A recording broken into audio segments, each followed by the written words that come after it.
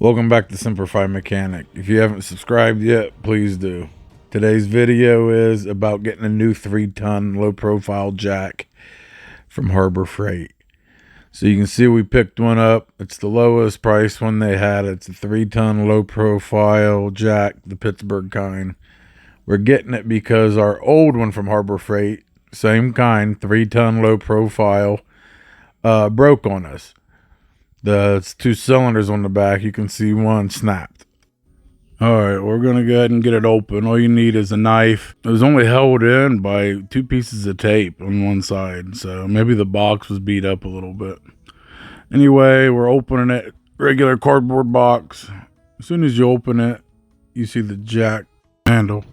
I got it fast forward motion a little bit, but you can see you just put them together very easy. There's the instructions. We didn't do much with them. Just threw them to the side. So we got it out of the box here. First thing I noticed is it's very heavy. Feels pretty good, sturdy. Also, make sure you get the bolt in the back. This holds the jack handle into the jack.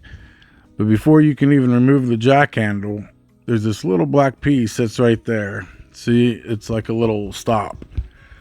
So take that off. And then you can actually put the jack all the way up. So you can screw in the little bolt. Now, I usually leave mine out because I take my handle out a lot to put it in the back of the car.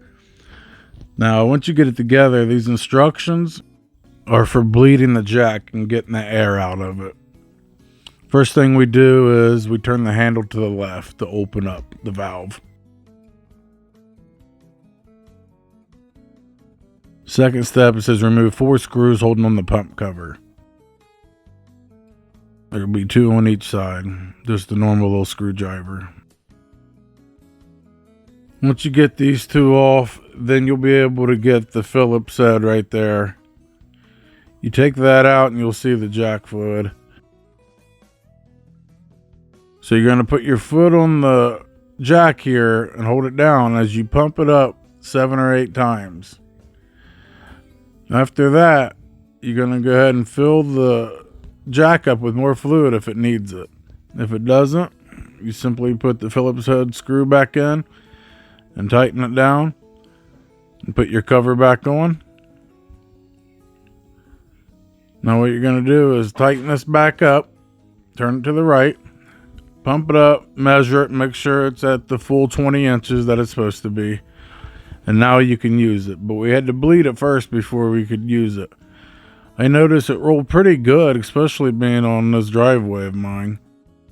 And I have a lowered Honda. It's only a couple inches off the ground. And as you can see, it gets under there very easy and pumped it up very easy.